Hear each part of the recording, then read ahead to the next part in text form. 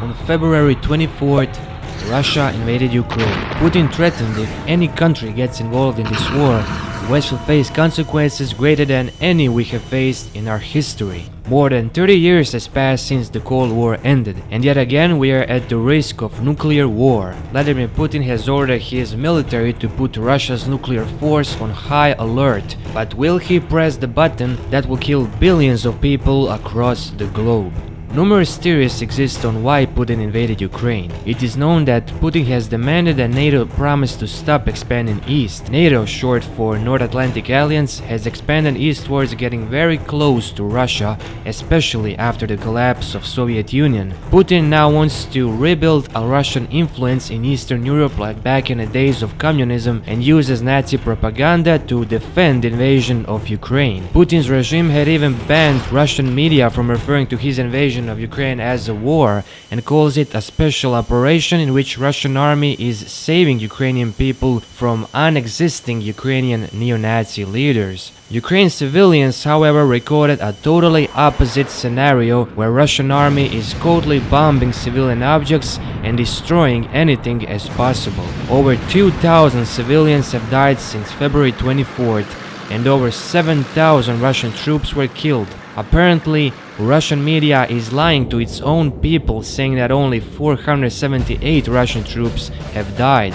Whatever the truth is, the fact is that Russian invasion didn't go as planned. Putin was sure Ukraine would fall after a quick blitzkrieg, but numerous reasons resulted Russia failing advance invasion of Ukraine. First, Ukraine's resistance stays strong as cities lies in ruins. Every single man that is 18 to 60 years old had to stay and defend its country. They are not giving up and getting support from most of countries around the world. On the other hand, Russian troops failed to bring enough supplies as some of their vehicles even ran out of fuel. Perhaps their biggest drawback is low morale among the troops. It's surprisingly terrifying how so many Russian soldiers are just teenagers with no clue what they're fighting for. One of captured Russians burst into tears when he called his mother. According to available evidence such as 40-mile-long Russian military convoy near Ukraine's capital Kiev, Putin is not thinking about stopping the war. In fact, he's sending more deadlier weapons. Thermobaric rockets is the most fearsome weapon that is capable of vaporizing human bodies. It has a similar effect as a small nuclear weapon. According to these approximate calculations, Ukraine has 196,000 active soldiers and Russia 900,000 active soldiers and 2 million reserve personnel. Although Russia is more powerful, Ukraine is getting military aid from NATO countries such as United States, Canada, Germany, United Kingdom, and even Sweden, which is not even a part of NATO. But NATO countries are still not considering getting seriously involved in a war by sending their troops, as Putin threatened with nuclear bombs. Currently, Moldova is concerned about possible attack from Russia, as Russia might not step on Ukraine and try to re-establish Russian dominance over Eastern European countries like back in the days of Soviet Union. Days are passing, Ukraine has will, but Russia has might. Consequences from the war are becoming impossible anymore to determine. Russian military is raising down Ukraine's cities, making it impossible to count the bodies, and Ukraine President Zelensky said he's the target number one. President Zelensky asked European Union to admit Ukraine immediately, but if Ukraine joins European Union or especially NATO,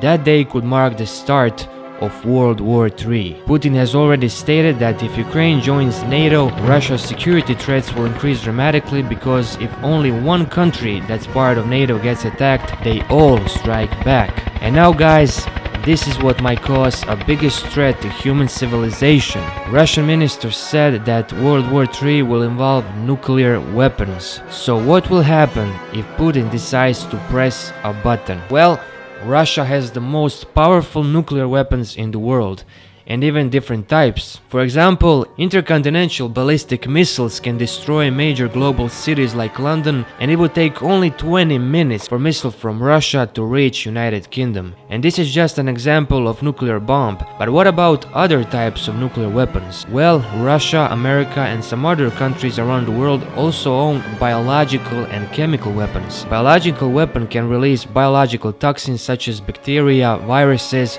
and insects around the world, and and chemical weapons can cause intentional death or harm through its toxic properties. Most of these weapons are in control of Vladimir Putin. He could literally wipe out the whole planet Earth. In World War III, in first priority would probably be nuclear bombs. If Putin launches a nuclear bomb on one of NATO countries, the other side immediately strikes back with equal or greater force, which will cause the nuclear apocalypse on both the attacker and the defender. This is a military strategy known as mutual assured destruction. There are no winners in this type of war.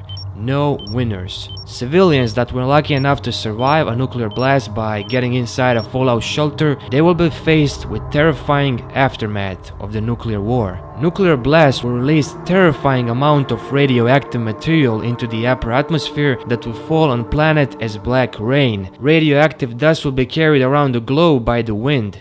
Survivors will need enough food, safe water to drink, and other supplies to survive in the fallout shelter. After at least 2 weeks, most areas become fairly safe. People could then step outside in the new world. Firestorms, huge radiation sickness, a loss of much modern technology, and a nuclear winter. This would be an aftermath of a nuclear war. During nuclear winter, large amount of dust will block sunlight and lead to starvation of humans, as plants would die without a sun. Animals would also die from starvation. After remaining survivors who ran out of supplies from shelter, they would die in most cases from starvation or such a low temperatures. Now, during the Cold War in 1950s, during the rising tensions between United States and Soviet Union, schools across United States were training students at duck and cover drills to simulate what to do in a case of nuclear attack. American families were back then advised by President John F. Kennedy to construct home fallout shelters in their own basement. After the bombing of Hiroshima and Nagasaki in 1945, researchers found that those who had been sheltered simply by being in water or far away from the impact zone were in better health conditions but still suffered effects from the disaster. 2 bombs dropped on Hiroshima and Nagasaki took around 160,000 lives. And now 76 years has passed since then, and some of today's nuclear weapons are over 3,000 times as powerful as the bomb dropped on Hiroshima. This means that all the built fallout shelters in the past are not guaranteed to keep us safe from the blast and the radiation. Guys, in conclusion, we cannot survive a nuclear war. Even if we do survive a blast, people would die from starvation and radiation. If only one atomic bomb can approximately kill 500,000 people, and there are around 14,000 nuclear weapons on planet, if every single one was launched, around 7 billion people would lose their lives, and there are currently 8 billion people on planet. These weapons could erase 87.5% of human population. Even International Space Station would probably be destroyed due to debris. Nuclear weapon is the worst evil a human hand has built, and it should have been banned because sometimes it can get into wrong hands. Let's hope the war in Ukraine will be stopped. God bless Ukraine and the human civilization.